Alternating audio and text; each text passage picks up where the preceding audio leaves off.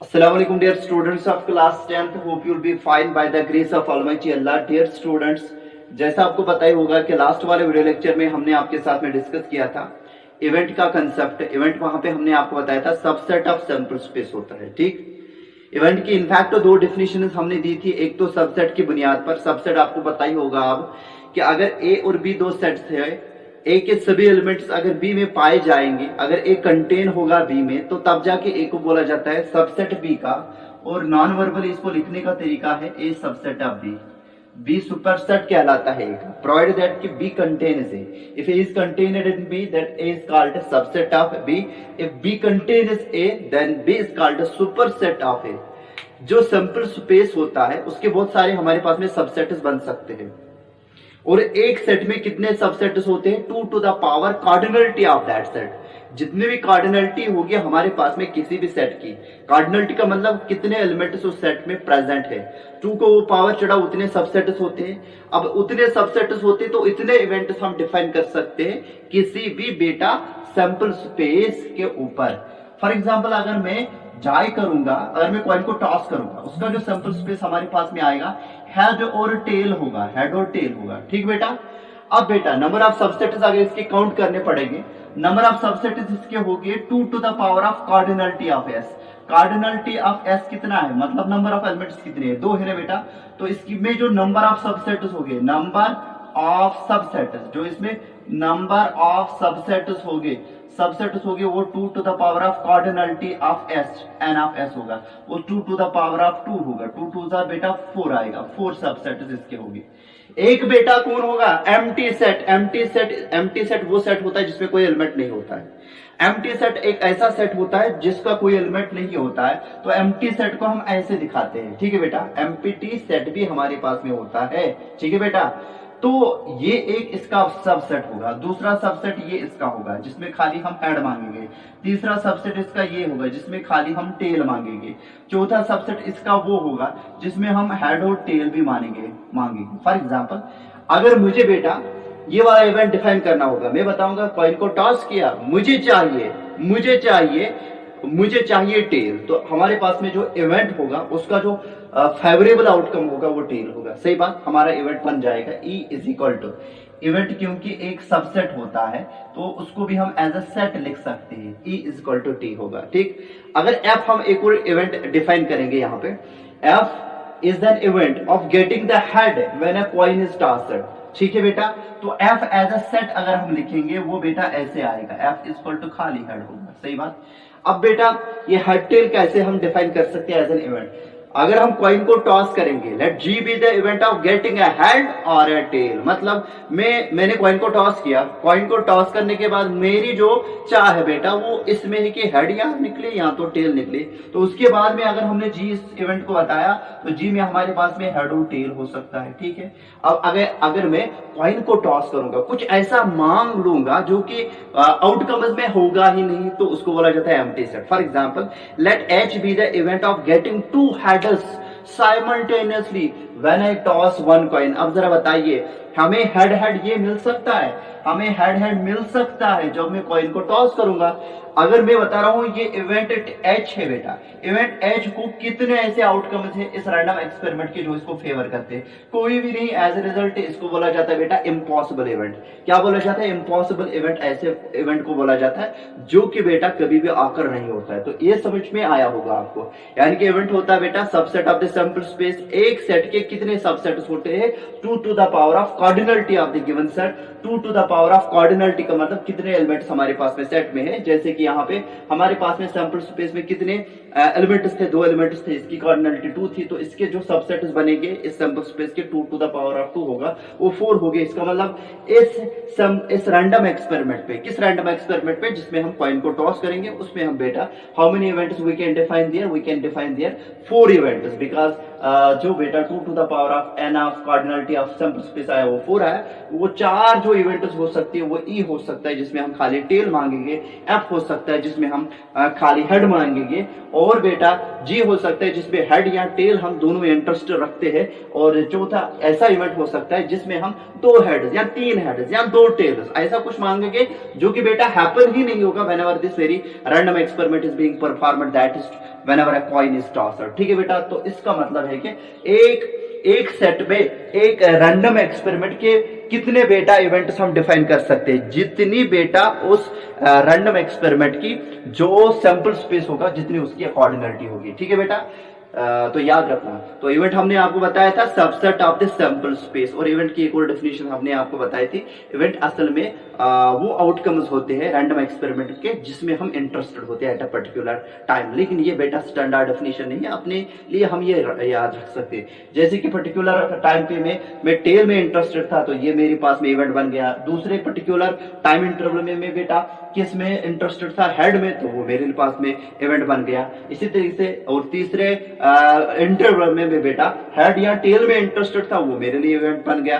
चौथे रिजल्ट में बेटा, चौथे इंटरवल में बेटा 2 हेड्स में इंटरेस्टेड था, तो ये भी इवेंट बन गया। तो इवेंट का मतलब subset of the sample space, और event means the outcomes in which we are interested at a particular trial of the random experiment. जब हम किसी भी रैंडम एक्सपेरिमेंट का एक पर्टिकुलर ट्रायल परफॉर्म करेंगे, जिन आउटकम्स में हम इंटरेस्टेड होंगे उनको बोला जाता है इवेंट्स, लेकिन जो असल में मैथमेटिकल डेफिनेशन है इवेंट की वो है subset of the sample space. बेटा आज का जो वीडियो लेक्चर है वो पूरा का पूरा मुबनी रहने वाला है on the concept of types of events, यानी कि जो हमारे पास में आज का टॉपिक है वो है बेटा टाइप्स ऑफ इवेंट्स, इवेंट्स के टाइप्स, बहुत ही इंपॉर्टेंट रहने वाला है। ठीक है, टाइप्स ऑफ इवेंट्स, बिकॉज ये आपकी एक्सरसाइज में भी आपको देखने को मिलेगा। सही बात। पहला जो इवेंट है वो कौन है बेटा, पहला इवेंट हम डिफाइन करने वाले हैं। ठीक है, sure event, SURE, sure event, EVENT, sure event किसको बोला जाता है? श्योर इवेंट एक ऐसा इवेंट होता है बेटा जो हमेशा आकर होता है whenever the experiment is performed. Sure event की प्रोबेबिलिटी होती है 1। ठीक है बेटा, अगर हम क्वांटिफाई करेंगे श्योर इवेंट की प्रोबेबिलिटी वो बेटा 1 होती है। An event which always occurs, an event E is said to be the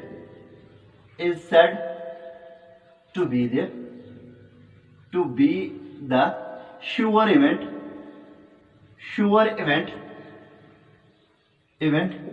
if it always occurs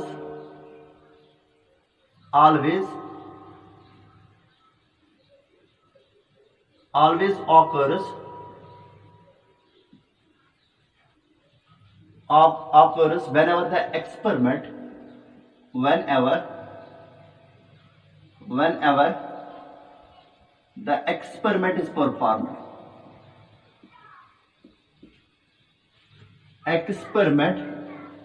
performed,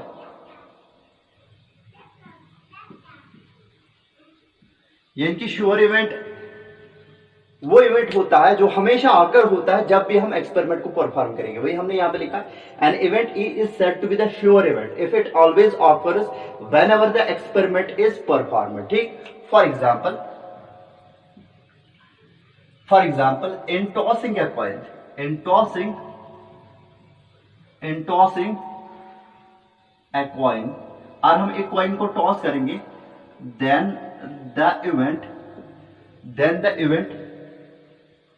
E of getting head or tail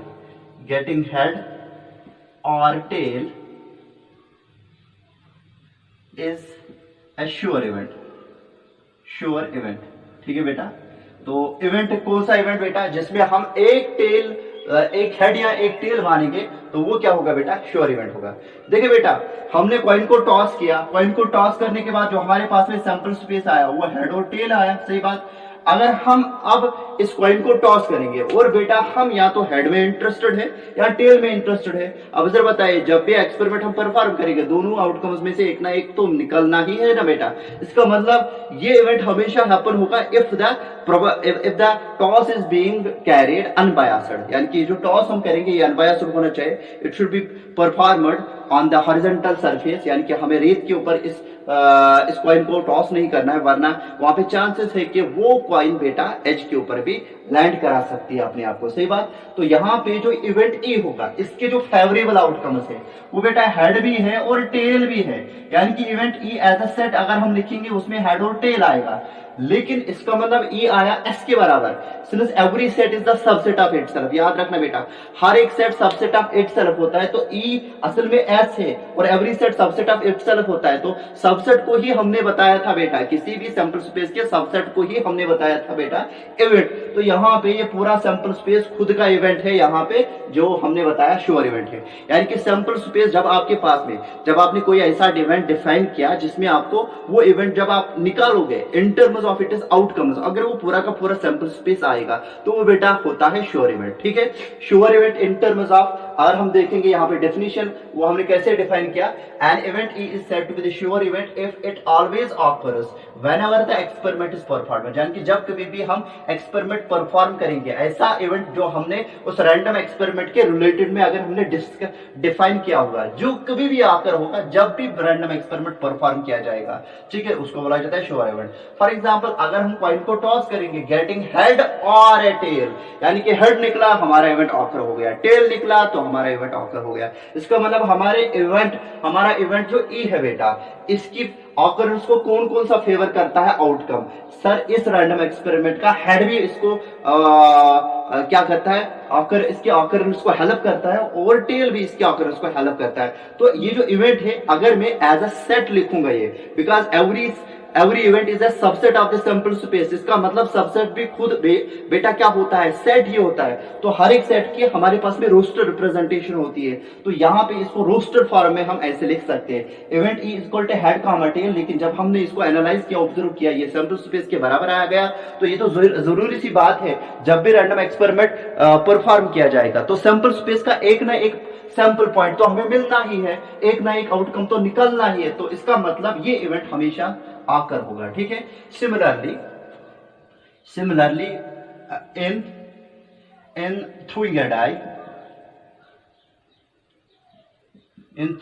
die, an event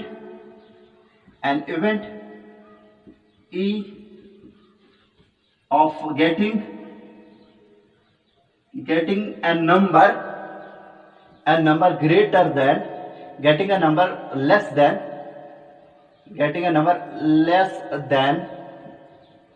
than 7 is a sure event. ठीक है बेटा. तो यहाँ पे हमने क्या बताया, similarly एक और विचार हमने बेटा श्योर इवेंट की यहाँ पे क्रिएट की. हमने बताया अगर हम थ्रू करेंगे डाई को तो वो इवेंट ई, जिसको हम ऐसे डिफाइन करेंगे getting a number less than 7, यानी कि कोई नंबर हमें मिलना चाहिए जो कि 7 से छोटा होगा, वो बेटा हमेशा क्या होगा, श्योर इवेंट होगा. अब जरा बताइए अगर हम थ्रू करेंगे डाई को तो उसका जो सैंपल स्पेस है वो तो 1 2 3 4 5 और 6 होगा. सही बात. अब जरा बताइए इवेंट क्या होता है, सबसेट ऑफ सैंपल स्पेस होता है. हर एक सबसेट बेटा बजात क्या होता है, बजात खुद क्या होता है बेटा, सेट होता है. तो हर एक सबसेट की रोस्टर रिप्रेजेंटेशन अपनी होती है. अगर मैं इस इवेंट ई को बेटा एज अ सेट लिखूंगा, इवेंट ई को एज अ सेट लिखने के लिए हमने देखना पड़ेगा बेटा कौन कौन से इस रैंडम एक्सपेरिमेंट के जो आउटकम्स है, जो सैंपल पॉइंट्स है सैंपल स्पेस के, वो इसकी ऑकरेंस को फेवर करते हैं. अब जरा बताइए इवेंट ई हमने क्या बताया, event E is the event of getting a number less than 7, यानी कि जितने भी नंबर इस सैंपल स्पेस के होंगे, ठीक है, रोलिंग द डाई में होगी बेटा, जो कि 7 से छोटे होंगे, वो तो इसके ऑकरेंस को फेवर करेंगे. अब जरा बताइए 1 है ना छोटा 7 से, तो ये भी इसकी ऑकरेंस को फेवर करेगा. 2 भी है छोटा 7 से, वो भी इसके ऑकरेंस को फेवर करेगा. 3 भी छोटा है बेटा 7 से, ये भी इसके ऑकरेंस को फेवर करेगा. 4 भी, 5 भी, 6 भी, फिर बेटा 7 लेस देन कि ये सभी नंबर जो है ना बेटा they are less than 7, therefore they will have the occurrence of the event E. Therefore event E बेटा इसमें कितने सैंपल पॉइंट्स हो गए? 6 हो गए। कौन से 6 हो गए बेटा? वही 6 जो हमारे पास में सैंपल स्पेस में थे। और हम इन दोनों सेट्स को एनालाइज करेंगे। ये दोनों सेट्स इक्वल है बिकॉज इनकी कोऑर्डिनेटी सेम है, मतलब इनके एलिमेंट सेम है और इनमें same number of same type of elements भी है। इसमें भी 1 2 3 4 5 6, इसमें भी 1 2 3 4 5 6।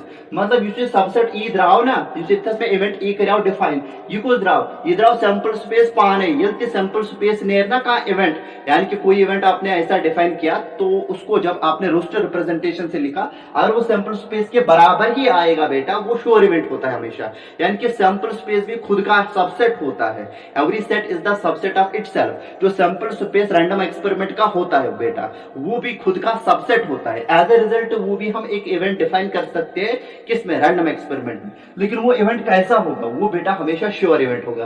तो वही हमने बताया।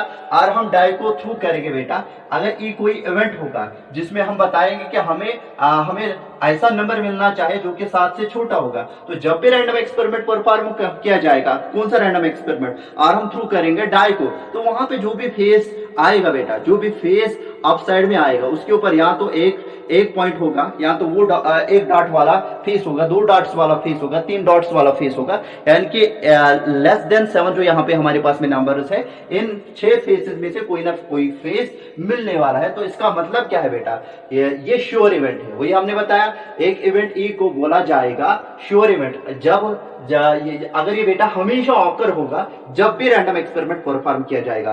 For example we will be getting a number less than 7 whenever a die is throne.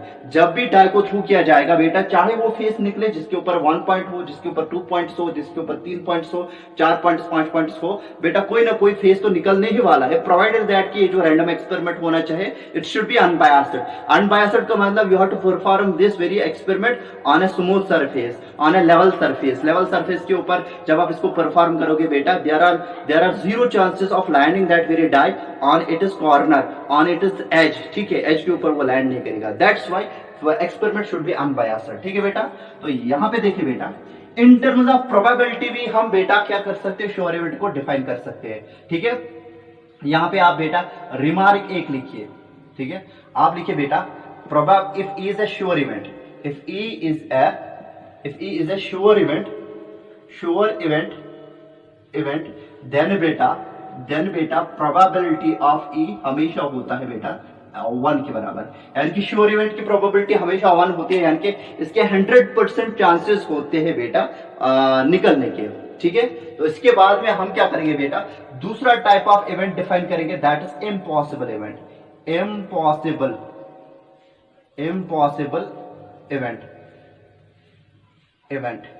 Impossible event किसको बोला जाता है? ठीक, हम बताएंगे यहां पे बेटा N event E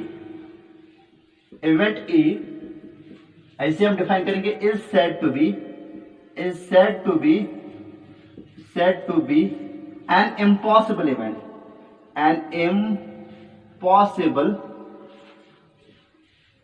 possible event if it never occurs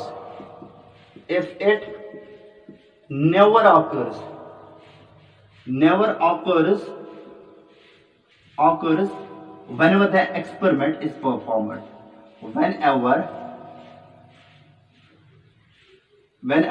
the experiment से आपको मतलब random experiment, whenever the experiment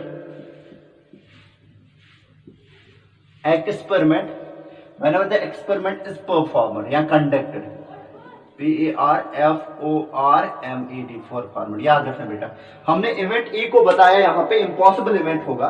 ठीक है, अगर ये कभी भी नहीं निकलेगा जब कभी भी बेटा एक्सपेरिमेंट को परफॉर्म किया जाएगा। यानी कि कोई ऐसी चीज मांगना हमारे रैंडम एक्सपेरिमेंट में जो कि आउटकम में प्रेजेंट ही ना हो, तो ऐसे इवेंट को बोला जाता है बेटा इम्पॉसिबल इवेंट। यानी कि हमने रैंडम एक्सपेरिमेंट किया, हम उस रैंडम एक्सपेरिमेंट में ऐसी चीज चाहते हैं, ऐसी चीज में इंटरेस्ट रखते हैं जो कि आउटकम्स में प्रेजेंट ही नहीं है। तो जब भी हम रैंडम एक्सपेरिमेंट परफॉर्म करेंगे वहां पे तो आउटकम्स में हमें मिलेंगे।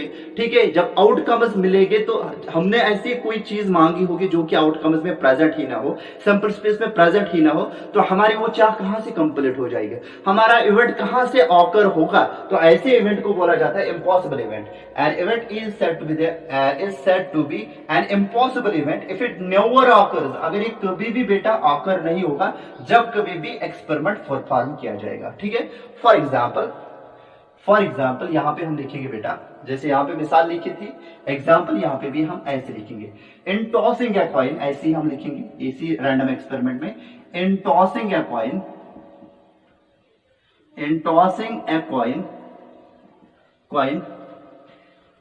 in tossing a coin, then the event, in tossing a coin, the event E of getting, मैं यहां पे लिखूंगा the event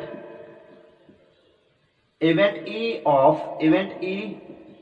of getting two heads simultaneously, simultaneously, simultaneously is an impossible event, ठीक है। अगर हम बेटा क्या करेंगे, कॉइन को टॉस करेंगे, अगर इवेंट ई ऑफ गेटिंग, अगर हम इवेंट ई यहां से डिफाइन करेंगे जिसमें हम चाहते हैं कि दो हेड साइमल्टेनियसली हमें मिले, तो ये जो इवेंट होगा ये इम्पॉसिबल इवेंट होगा। In tossing a coin, यानी कि एक कॉइन को हमने टॉस किया, the event E of getting two heads simultaneously is an impossible event, ये बेटा impossible event होगा।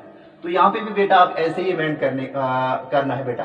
For example in tossing a coin, the event E of, then नहीं लिखना बेटा, the event E of getting head or tail is a sure event, यहाँ पे the event E of getting two heads simultaneously is an impossible event. ठीक, अब देखिए बेटा ये कैसे इम्पॉसिबल है, आप मुझे बताइए जो सैंपल स्पेस है ना हमारे रैंडम एक्सपेरिमेंट का, कौन सा रैंडम एक्सपेरिमेंट जिसमें हम एक कॉइन को टॉस करते हैं, वो सैंपल स्पेस में क्या आएगा बेटा, हेड आएगा और टेल आएगा, सही बात।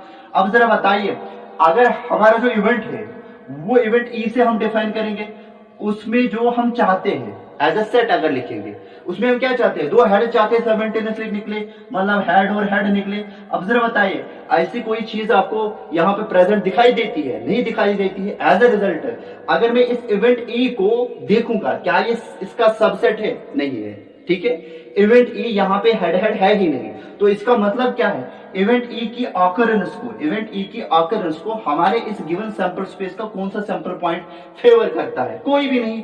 बिकॉज अगर इस सैंपल स्पेस में हमारे पास में दो हेड्स ऐसे होते, हम बताते इसको यही हेड फेवर करता है। ठीक, यानी कि अगर बेटा मैं अपने इवेंट को in consideration to this very sample space analyze करूंगा, तो ये इवेंट ई में कोई एलिमेंट है ही नहीं, यानी कि ये इसका सबसेट है, लेकिन ये एक ऐसा सबसेट है, इस सैंपल स्पेस का कोई भी आउटकम इसको फेवर नहीं करता है। एज अ रिजल्ट बेटा ये नल सेट आएगा। नल सेट मतलब एम्प्टी सेट मतलब इसमें कोई एलिमेंट होगा ही नहीं सैंपल स्पेस का। ठीक, तो देखिए बेटा यहाँ पे कोई चीज है ही नहीं, वो चीज यहाँ पे ऑलरेडी से प्रेजेंट है, ये भी इसका सबसेट है।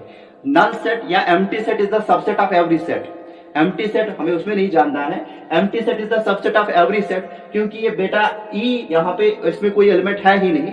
अब वो चीज यहाँ पे ऑलरेडी से प्रेजेंट है, मतलब absence of anything is also present in here, क्योंकि इस इवेंट में कोई चीज प्रेजेंट है ही नहीं, तो ऑलरेडी से वो बेटा सैंपल स्पेस में है। As a result is the subset of sample space. लेकिन ये एक ऐसा इवेंट हमने डिफाइन किया बेटा जो कि बेटा इम्पॉसिबल है टू हैपन। ठीक है, as a result this is called an impossible event. इसको क्या बोला जाएगा बेटा, इम्पॉसिबल इवेंट। तो ये हमारे पास में एक मिसाल बनेगी इम्पॉसिबल इवेंट की। अगर हम किसको करेंगे बेटा, कॉइन को टॉस करेंगे, then the event of getting two head simultaneously, this is an impossible event.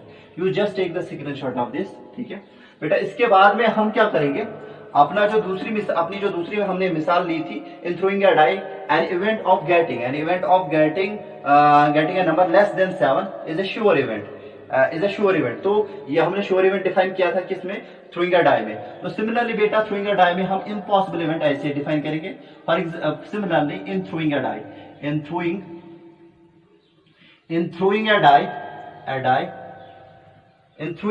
An event of getting, ऐसे में डिफाइन करूंगा an event E of getting a number हम यहाँ पे लेस देन 7 नहीं लिखेंगे, हम लिखेंगे an event E of getting great an number, an event E of getting an number, यहाँ पे बेटा an number, an event E of getting an number greater than बेटा greater than 7 is an impossible event, is an impossible event, ये बेटा impossible event है, ठीक है, is an impossible event। देखिए बेटा अगर हम डाई को रोल करेंगे उसका सैंपल स्पेस क्या है बेटा 1 2 3 4 5 और 6 है कि नहीं, 5 और 6। अब जो हम यहाँ पे मांग रहे हैं, हम क्या चाहते हैं बेटा, इवेंट ये हमारे पास में एक ऐसा सेट है जिसमें हमारे पास में क्या होना चाहिए, एक ऐसे नंबर्स होने चाहिए जो कि बेटा 7 से बड़े होंगे। अब जरा बताइए हमारे इस रैंडम एक्सपेरिमेंट के सैंपल स्पेस में क्या कोई ऐसा नंबर है जो 7 से बड़ा है, बिल्कुल नहीं है। एज ए रिजल्ट अगर हम इस इवेंट ई को कंसीडर करेंगे in consideration to this very sample space, बेटा इवेंट ई को जिसमें हम चाहते हैं कि जब हम थ्रू करेंगे डाई को बेटा हमें एक ऐसा नंबर मिलना चाहिए जो कि 7 से बड़ा हो, और बेटा इस इवेंट ई को कंसीडर करेंगे, एनालाइज करेंगे, इसको ऑब्जर्व करेंगे इस सैंपल स्पेस को मद्देनजर रखते हुए। आप जरा बताइए इस सेट में ये जो सेट हमने डिफाइन किया, ये जो हमने इवेंट डिफाइन किया, क्या इस सैंपल स्पेस का कोई आउटकम इसको फेवर करता है, नहीं करता है। तो एज अ रिजल्ट बेटा ये जो सेट, ये जो इवेंट होगा अगर इसको हम एज अ सेट लिखेंगे ये एक एम्प्टी सेट होगा, और एम्प्टी सेट को रोस्टर फॉर्म में ऐसे लिखा जाता है, खाली बेटा 2 ब्रेसेस कर्ली ब्रेसेस की जाती है, इक्वल टू साइन की जाती है, बीच में कोई नंबर नहीं लिखा जाता है। या तो एम्प्टी सेट को हम ऐसे डिनोट करते हैं फाई से, मैंने बताया था PHI फाई। ये जो एम्प्टी सेट होता है ना बेटा, it is the subset of every set, यानी कि ये बेटा ई जो होगा it will be subset of S. मैंने क्या बताया था, मैंने बताया था एक सेट को दूसरे सेट का सबसेट तब जाके बोला जाता है अगर ये कंटेन होगा इसमें। अब जरा बताइए क्या ये कंटेन है इसमें, बिल्कुल है, बिकॉज इसमें कुछ कोई चीज प्रेजेंट है ही नहीं जो मुझे यहाँ पे चाहिए, ठीक है। एज ए रिजल्ट बेटा ये ऑलरेडी कंटेन है इसमें, समझ में आई बात, मतलब इसमें कोई चीज है ही नहीं, ठीक है। अगर इसमें कोई चीज है ही नहीं, वो तो ऑलरेडी से इस सेट में प्रेजेंट है ना। As a result this event E is actually the subset of the sample space S, therefore this is an event because it is the subset of the sample space. लेकिन ये एक ऐसा event है, ये एक ऐसी चाह है जो हमने यहाँ पे चाहिए लेकिन जो कभी ऑकर नहीं हो जाएगी। एज ए रिजल्ट बेटा ये इम्पॉसिबल इवेंट होगा, ठीक है। तो इम्पॉसिबल इवेंट की जो प्रोबेबिलिटी होती है वो हमेशा 0 होती है, ठीक। तो यहाँ पे आप एक रिमार्क इसके बाद में लिखोगे, REMAR के रिमार्क में हम क्या लिखेंगे, if E is a sure event then probability of E is equal to 1। हम यहाँ पे लिखेंगे if E is an impossible event, if E is an impossible event then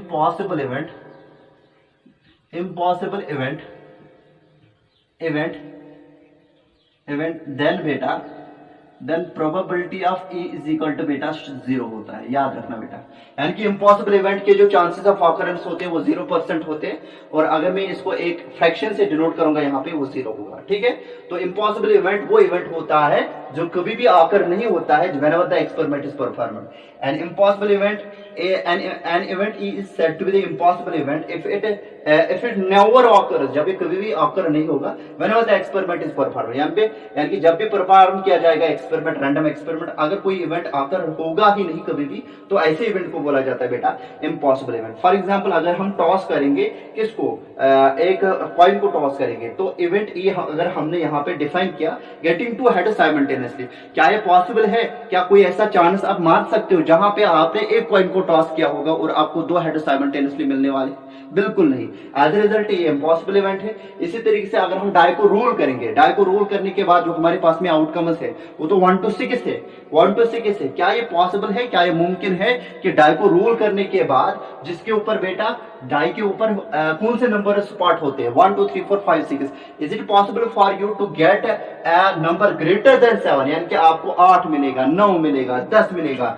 greater than 7 number का मतलब क्या है, ग्रेटर देन 7 का मतलब है 8 मिलना चाहिए, 9 मिलना चाहिए, 10, 11 12 13 so on and so forth up to infinity. Is it possible for you to roll a die and after rolling a die you will get that very face जिसके ऊपर 8 पॉइंट्स होंगे? आपको पता है ना बेटा, डाई के जितने भी फेसेस हुए उनके ऊपर या तो पॉइंट 1 हमें मिल सकता है, 2 3 4 5 6 तक मिल सकते हैं, तो 8 की पॉसिबिलिटी है ही नहीं। क्या कोई ऐसा कंडीशन हो सकती है जहां पे आप ये डाई को रोल करोगे और आपको 8 9 10 मिलेगा? नहीं मिलेगा। एज अ रिजल्ट बेटा ये जो इवेंट हमने ये डिफाइन किया जिसमें हम एक नंबर चाहते हैं ग्रेटर देन 7, जब हम डाई को रोल करेंगे बेटा, ये एक इम्पॉसिबल इवेंट है, बिकॉज ये एक एम्प्टी सेट आएगा। सैंपल स्पेस का कोई भी पॉइंट इस इवेंट को फेवर, इस इवेंट की ऑकरेंस को फेवर नहीं करेगा बेटा, तो एज अ रिजल्ट ये इम्पॉसिबल इवेंट है। ठीक है बेटा, तो इम्पॉसिबल इवेंट की जो प्रोबेबिलिटी होती है वो हमेशा 0 होती है, वही हमने लिखा, if E is an impossible event then the probability of E is 0। ठीक है, तो बेटा एक और डेफिनेशन हम दे सकते हैं श्योर इवेंट की और इम्पॉसिबल इवेंट की। Sure event is that event जिसको बेटा हमारे रैंडम एक्सपेरिमेंट के सभी आउटकम्स फेवर करेंगे। ये आप लिखना बेटा, रिमार्क के तौर पे नीचे लिखना। श्योर इवेंट की एक और definition, an event is said to be the sure event if all the outcomes of the random experiment favour its occurrence. An event is said to be the sure event if all the outcomes of the random experiment favors its occurrence। ठीक, उसके बाद में impossible event की एक और definition आप लिखना बेटा, an event is said to be the impossible event if none of the outcomes, if no outcome of the given random experiment favors its occurrence। फिर से मैं बताऊंगा बेटा, an event is said to be the impossible event if no outcome of the random experiment favors its occurrence। Sure event में हमने क्या बताया आपको, an event is said to be the sure event if all the outcomes of the random experiment favours its occurrence. और sure impossible event का हमने क्या बताया, an event is said to be the impossible event if no outcome of the random experiment favours its occurrence. तो बेटा उम्मीद करते हैं कि ये सब चीजें आपको अच्छे से समझ में आई होगी, दैट्स टाइप्स ऑफ इवेंट्स में श्योर और इम्पॉसिबल इवेंट।